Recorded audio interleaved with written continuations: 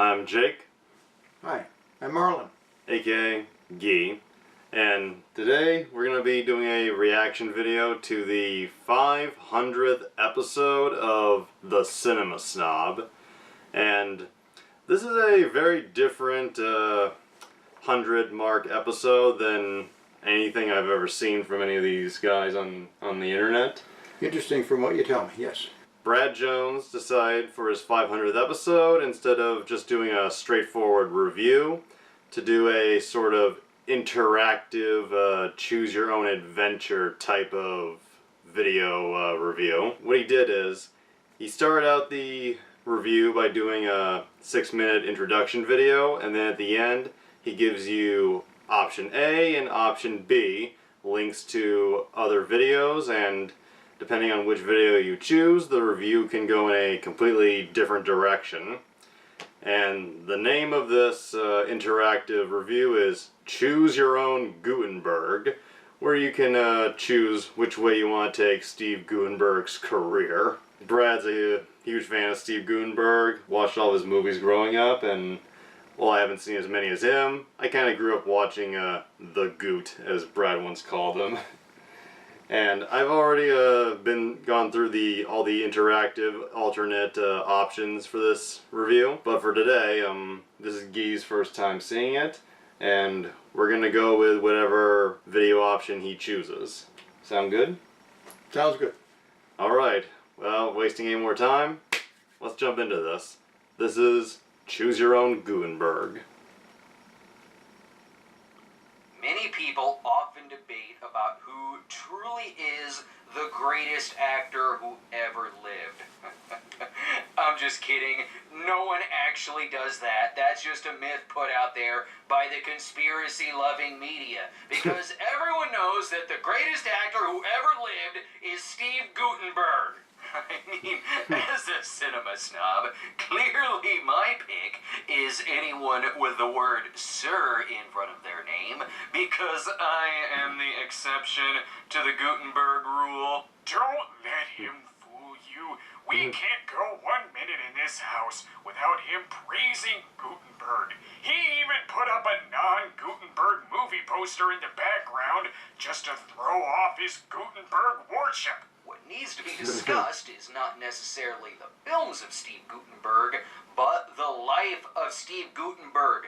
I'm a child of the 80s. Back then, pop culture was ruled by two Steves, Steven Spielberg and Steve Guttenberg. How did Steve Guttenberg become a mega popular leading man of the 80s? Yeah, what? No, the Stonecutters is non-Guttenberg canon. I've already explained how he became a leading man. See my earlier comment about we as a nation collectively agreeing that Steve Guttenberg is the greatest actor who ever lived. But the true story of Steve Guttenberg requires many ups and downs, laughs and tears, scares and drama.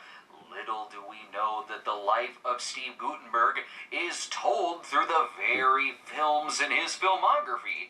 And by using this technology called DVD copies of the movies, you can choose your path about which life story of Steve you'd like to follow. Sure, in the movies he may have names like Mahoney or Newton Crosby, Ph.D., but for the sake of our story, in all these movies, he is simply Steve.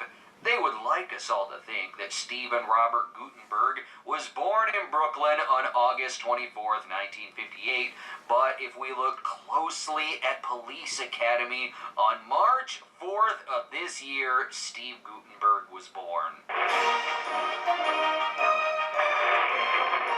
That is also the music that literally played when Steve was born. 1984 was a time when anyone could sign up to be a cop and not base it on strength, size, or sex. This is also the story about how Steve changed his last name to Rogers and became Captain America. Many actors start out with small jobs, and in Steve's case, it was parking lot attendant.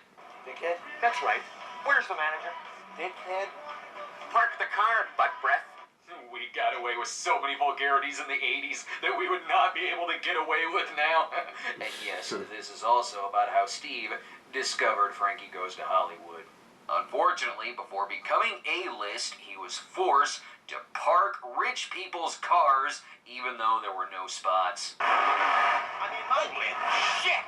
Jesus! I really hope the owners of those other cars are also assholes. It fits! Damn thing fits!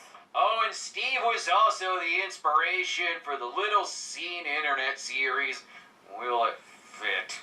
The Foley work at this time wasn't very good. You can clearly see the sound man doing the sound effects in front of the camera. God damn it, stop that! I'm not so sure you should try that in real life. Down on his luck, Steve was given the option of becoming a leading man in movies or becoming a police officer. And since this was a time when there were significantly more shenanigans in being a cop, Steve chose to join the force. This was long before movies like Seven came out and made the police world all gritty. In his downtime, Steve was also the first person to cosplay as Uncle Rico, and according to his shirt, he was also pregnant. He is on his way to keep the streets safe. Take good care of my car! Bye! Bye, baby! It's important to know that Relax was the only song that year. Steve would try out for small jobs at the time, such as joining fellow actors to play a drug lord and a drug snitch in separate episodes of Miami Vice, and Steve's own life story also collides with the backstory of Samantha Jones. Where there's a mannequin, there is also Petty Officer G.W. Bailey to keep these damn mannequins in line. Seriously, it's all part of the game 6 Degrees of every actor from the 80s. We had to keep ourselves entertained somehow. There was very little to do at the time. See, Atari was great and all, but you really had to use your imagination. Steve attempted to get kicked off the force simply so he could jump right into Police Academy 2, or just to piss off G.W. Bailey. Yes, sir.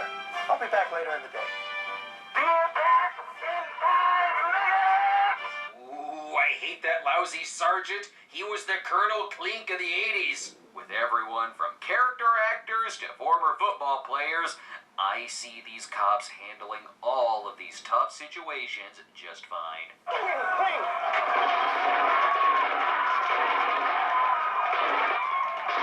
Until several mob participants died in a drive-by sound effect.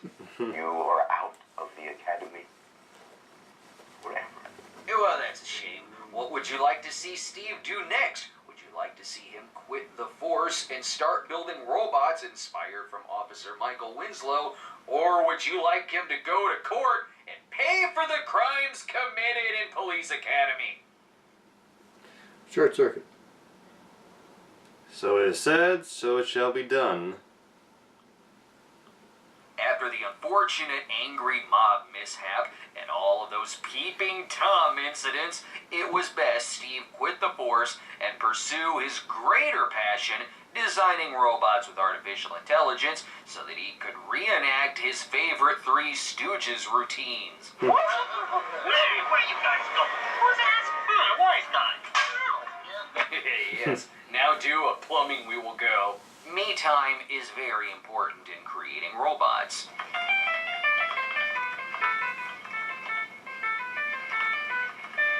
Yeah, that's great and all, but you cannot join Frankie Goes to Hollywood. Plus, that sounded way more like a Wisdom Tree NES game. With his new job at Nova Robotics, Steve was even able to make new friends. Newton, come on, hurry up, they're waiting for you. Hello, Fisher. I'm not sure Ben there is really from Chicago. Mother says that you have to go hobnob with the big wigs. There we have the world's first Twitter reaction to a thing they don't like.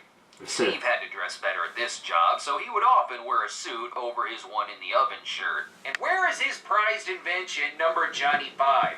I was promised a robot here.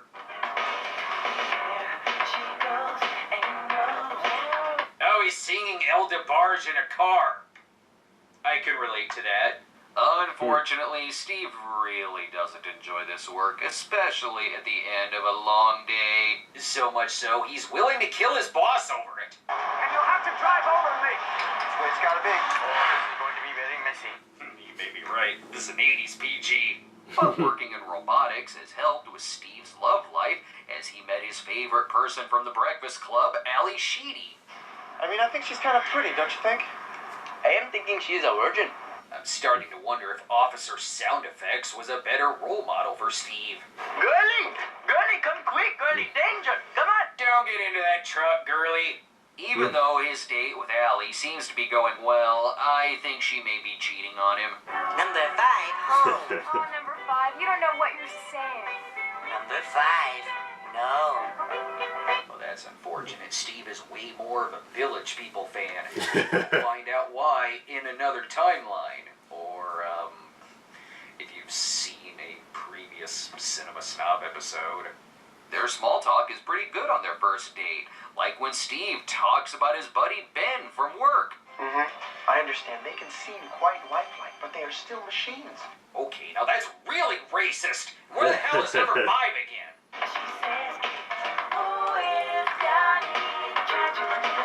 Okay, I'm as big of a Who's Johnny fan as the next person, but could you at least put on Rhythm of the Night just to change things up a bit?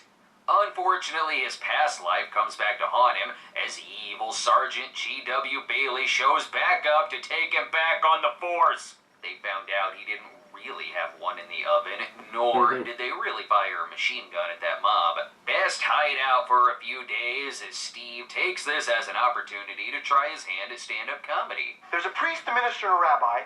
They're out playing golf. Oh, I get it. Maybe wait for him to finish the joke next time, funny bot.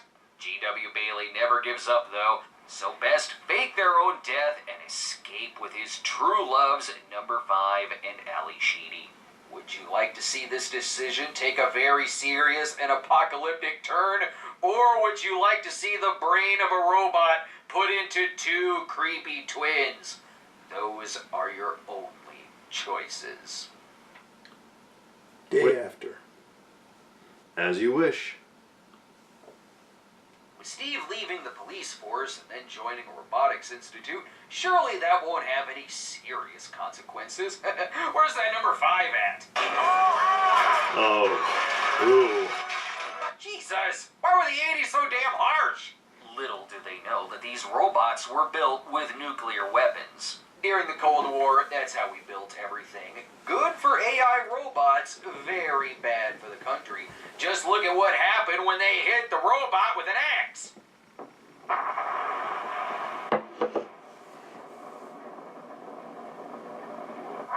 That's no thunderstorm.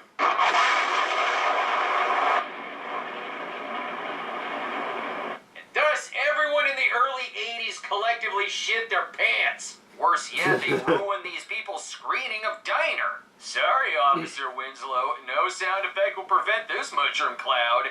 This is disturbing, but still less depressing than number 5 getting butchered.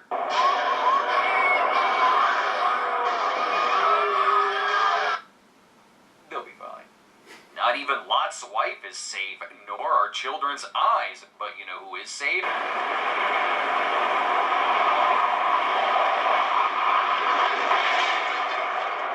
Steve is so powerful that a building can protect him from a nuclear bomb. Earflicks ain't got nothing on the scare tactics of the Cold War. I joke, but this is one of the most disturbing movies of the 80s. And all because he couldn't build that damn robot without nukes. If only they waited until the 90s. This could have been followed up with a sweet Will Smith one-liner. And if you think radiation poisoning is going to keep a good Steve down, think again. All he really needs is just a shave and a shower. And who called dibs on the crib? All of these people collectively gave Steve the robot middle finger. But might as well have some small talk with an old friend from the academy. Phone's working? Are you kidding? Never gonna be any phones.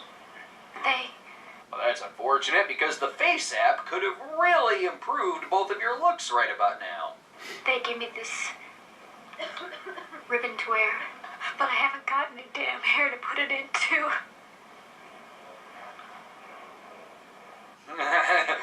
Saddest Steve timeline. And then an asshole with a basketball picks the worst time to be an asshole. Would you like to see the radiation poisoning give Steve 3D powers? Or would you like to see aliens come down to Earth to clean up Steve's nuclear mess? Which one? Cocoon.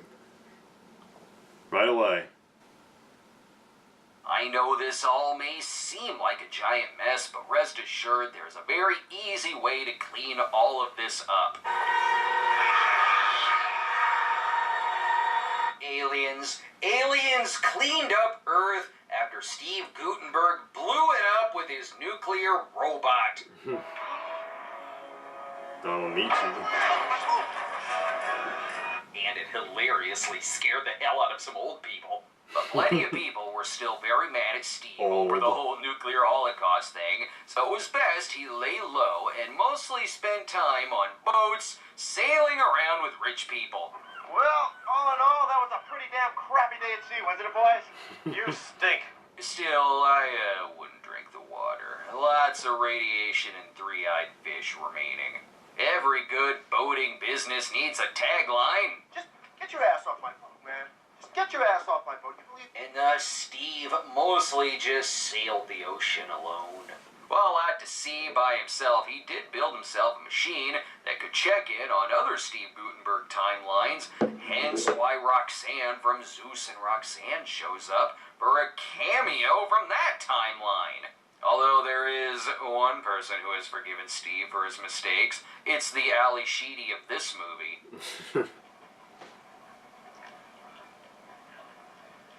That feels nice. That part of his foot is the one part of his body that still has radiation poisoning. And naturally, one of these timelines still features a cameo by Clint Howard. Clint Howard exists in every single one of my own timelines, so why not this one? Between the robots and the mushroom clouds, at least they can finally go all the way on this date.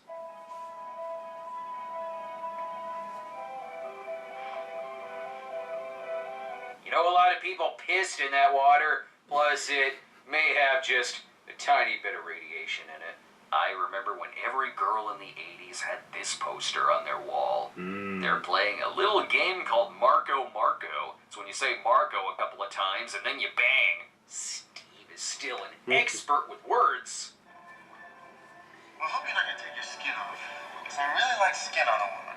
That may seem weird, but remember, he's speaking from experience. Oh, and yes, there is definitely some radiation in this water. This is a mixture of being very turned on and very scared that he's gonna get his dick burnt off. Steve shouldn't be acting so scared. After the nuclear holocaust, this is also what it looks like when he ejaculates.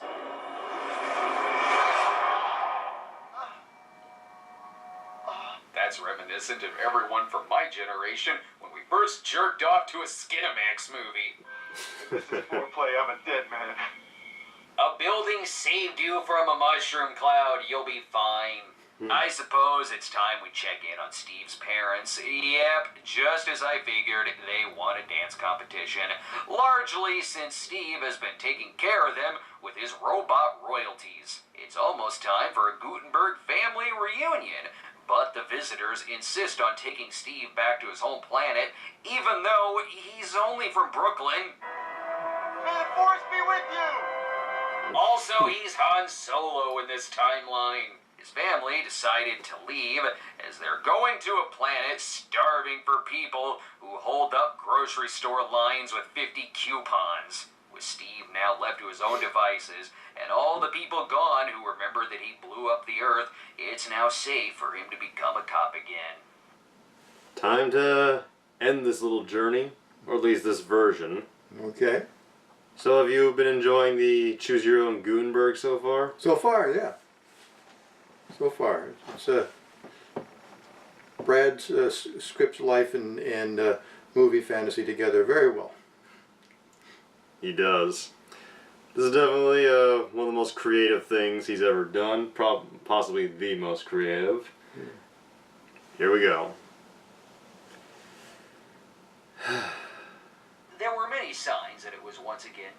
for Steve to join the police force, but none greater than this. His theme song started to kick in again. And they were able to shoot on a day when it wasn't raining this time. The question needs to be asked, though, is the city really ready for their first assignment? Sure, just don't be a dick in the parking lot again. While a lot's happened since Steve went back on the force, one thing is for sure. Somebody's gotta do it. He found another song besides Relax. He's much more chill in this outing as a cop. Really, he just has to stop drive-by sandcastling and truck stampedes. I know I should be doing something about this, but I'm a millionaire at this point, so I really don't wanna. Guys, ripping up my beach. No! Yeah. Who was it? You. Plus, driving over beach bums is hilarious. Steve does take this reckless driver down, but unfortunately, many pedestrians were killed in doing so. See, folks, this is why you don't reenact the Rocky III training montage with vehicles. Good stunt. As you can see, Steve's return to the force earned a bigger budget this time.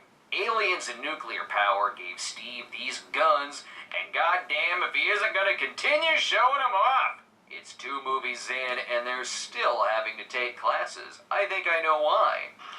I got an idea. How's about for a Snickers bar? You got it. Officer, I think you may be a stripper. I've seen where you get your suits. Please. Be gentle. Hand jobs were offered at most places in the 80s. But seriously, Steve is still having some problems with radiation and alien sex. And that problem is balloon dick. Now, you may think this is a bright return to the force with a group of loyal friends, but they were immediately fired again due to an unfortunate blackface routine. Then Steve lived happily ever after as the leader of his own biker gang. Thus ends Steve's life story without any loose ends. Spiders. And I saw spiders the size of men painting on hoods and spitting fire out of their mouths. Holy shit, it's a lavalantula!